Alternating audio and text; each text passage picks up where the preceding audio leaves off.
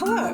For the next few minutes, I would like to address 3 questions that parents frequently ask me and have over the last 40 years of working with parents and children. The first one is, should I be concerned, or when should I be concerned about my child's development? Best thing I can tell you is quick, fast, in a hurry. So by the time a child is 1, you might start seeing some things that they're not developing like they should be. Their language may not be coming in. Often parents don't know. They just think some of the quirky things they're doing are cute. What I recommend that all parents should do is look at the CDC, which is the Center for Disease Control, and there is a list of developmental milestones. And it tells you at 3 months, 6 months, 9 months, 12 months, what they should be doing. I think it goes all the way up to maybe 4 years. So by 1 year old, you can say, well, it looks like my child is pretty much on target, or wait a minute, there's some things missing here. It'll tell you, for example, when a child should be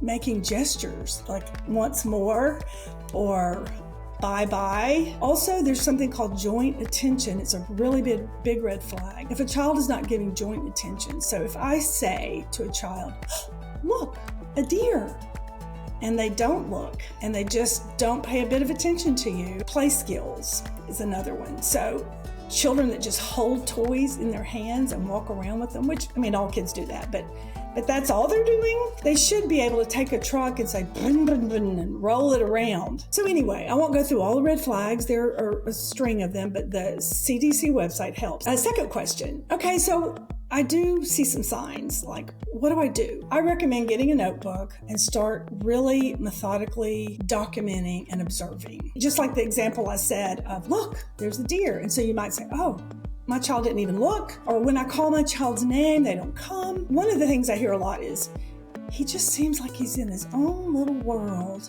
You know, just happy right there in his own little world, but not really tuned in to all of us. Jot that down. So I would put dates, and I would write down what you saw specifically. I pointed to a deer, the deer ran by, I made big expression, my child never looked.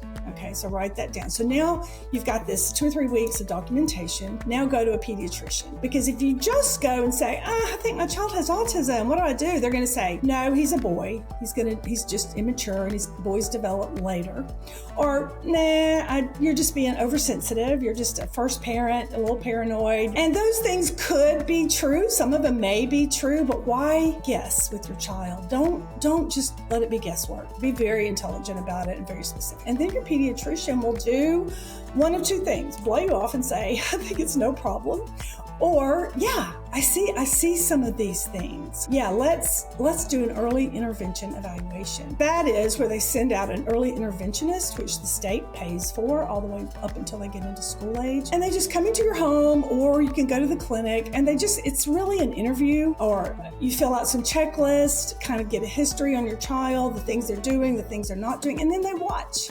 They sit down and observe, just like you've been doing for the last 2 or 3 weeks.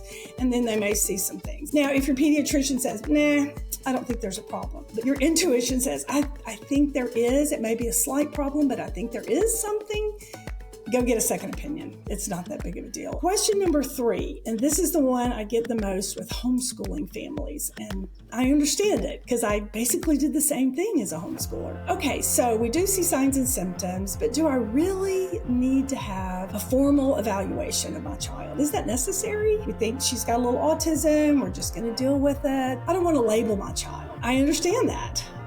But there's a couple of things here that really I want to point out because I've seen it happen so many times. Autism can be diagnosed somewhere between 1 and 3, not 7, 8, 9. By the time they get in school age, you've lost so much time that you may never recover some of those skills. When the brain is really firing and when they're really supposed to be learning and absorbing, then parents lose that time and wait. The reason I would say yes for this particular exceptionality, and it's not for everything, but for this, yes, because if you have a formal evaluation and your child does have some form of autism, whether it's just slight or very severe, then you can get services. Before they turn 5, you can get free services, speech therapy, occupational therapy, developmental therapy, and there's even some training for parents on how to work with your child at home. That all of that's free. It's to help children develop before they get into school, because everybody knows they've lost time once they get school age. If you haven't had a full evaluation, you don't really know. You might suspect,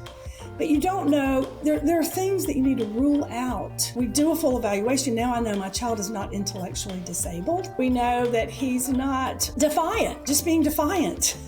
There's actually a reason that he has meltdowns and pitches a fit when he doesn't get certain things. There's things that you want to rule out so that you can know. Let's just say you're not going to do any of the free services that are provided by the state, but you're going to go and get speech therapy for your child and you're going to pay for it, and that's fine.